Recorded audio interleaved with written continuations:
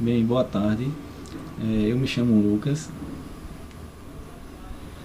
e eu e a Cíntia vamos abordar o tema cujo nome é Produção, Aplicações e Potencial Biotecnológico de 1,3-Propano-diol.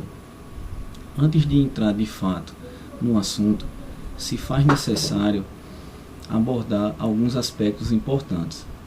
Por exemplo, atualmente vem sendo muito discutido problemas ambientais que vêm sendo causados por combustíveis fósseis. Bem, o que são combustíveis fósseis? Combustíveis fósseis são substâncias originárias, substâncias que têm uma origem mineral, certo? E que são formadas por compostos de carbono. E por que esses combustíveis fósseis eles geram impactos negativos no ambiente? Primeiro, porque eles não são renováveis, certo? Eles apresentam uma instabilidade de preço e apresentam um alto custo. Com isso, cada vez mais os países eles vêm incentivando o uso de fontes alternativas de energia. Também existe uma preocupação de se obter novas fontes para a obtenção de intermediários químicos. Mas o que são intermediários químicos? Intermediários químicos, certo? É um processo de síntese na qual uma substância ela é produzida. E essa substância ela pode ser considerada como uma etapa de intermediário de obtenção de outras substâncias.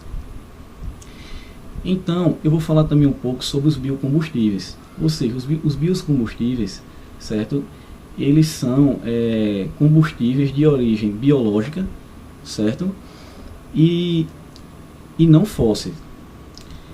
Um exemplo de biocombustíveis, certo? Nós temos o etanol, que ele é obtido a partir da cana-de-açúcar, certo? E nós temos também o biodiesel, onde ele é obtido, certo? Através de gordura e óleo. Atualmente eles são considerados, certo? Grandes alternativas energéticas. De uma forma direta ou indireta, os biocombustíveis eles têm a capacidade de desenvolver novos processos para a obtenção de intermediários químicos. No ano de 2010 foi instalada uma indústria no Rio Grande do Sul, certo? Que essa indústria ela produz plástico a partir de etanol, denominado polietileno verde. Ou seja, essa indústria é a Braskem, onde ela produz em faixa de 200 mil toneladas de plástico por ano. Certo? Então, isso é um exemplo da química verde. Mas o que é essa química verde? A química verde é aquela química onde ela utiliza matérias-primas renováveis, certo? Cujo processo de produção de uma indústria não vai gerar impactos negativos para a natureza. Então, quando vai se obter intermediários químicos utilizando resíduos agroindustriais e por conversão microbiana, isso existe uma concessão aos princípios da química verde. Eu vou falar agora um pouco sobre o glicerol, certo? O glicerol ele é um subproduto industrial do biodiesel, certo? Onde através do glicerol eu posso obter vários intermediários químicos através de dois processos. Eu posso obter esses intermediários químicos através de uma síntese química ou através de uma conversão microbiana.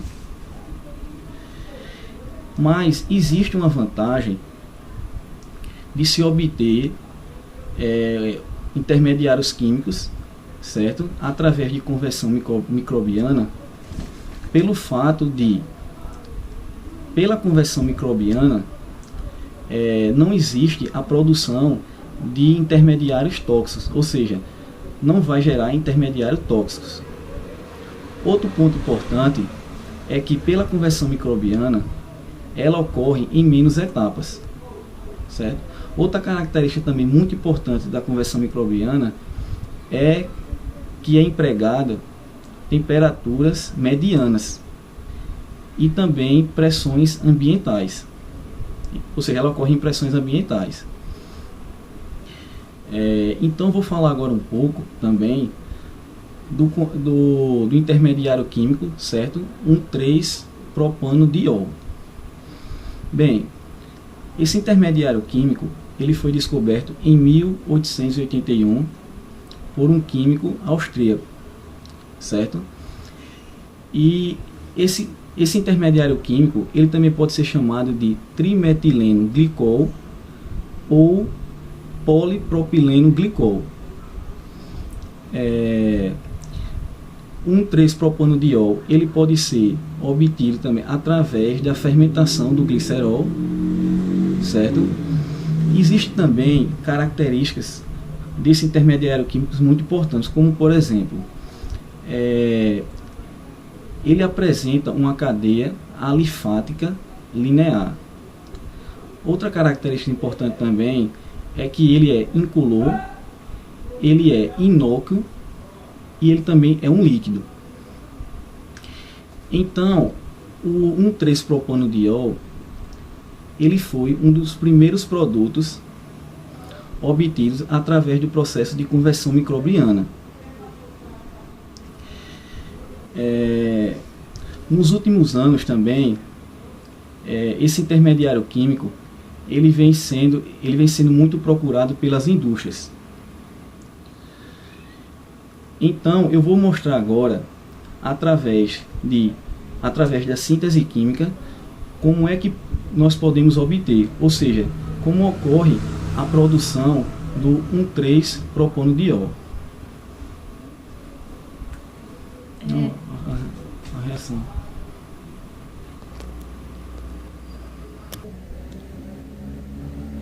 Já? Uhum. Tá? Então, como eu falei, uma das formas de produção que podemos obter o 1,3-propanodiol, certo? É que a acroleína, certo? Se pode ver nessa reação, ela vai sofrer uma hidrogenação, certo? Onde vamos obter o composto 3-hidroxipropionaldeído, certo? Onde posteriormente esse 3-hidroxipropionaldeído ele vai sofrer também uma hidrogenação, certo? Onde vamos obter o intermediário químico 1,3-propanodiol, certo? Podemos ver na reação em B, certo? Onde o óxido de etileno ele vai reagir com o monóxido de carbono na presença de um catalisador organometálico. Vai ocorrer a produção de hidroxialdeído, que é finalmente reduzido a diol por hidrogenação. Então, essas reações aí são exemplos que podemos obter o intermediário químico 1,3-propanodiol através de uma síntese química.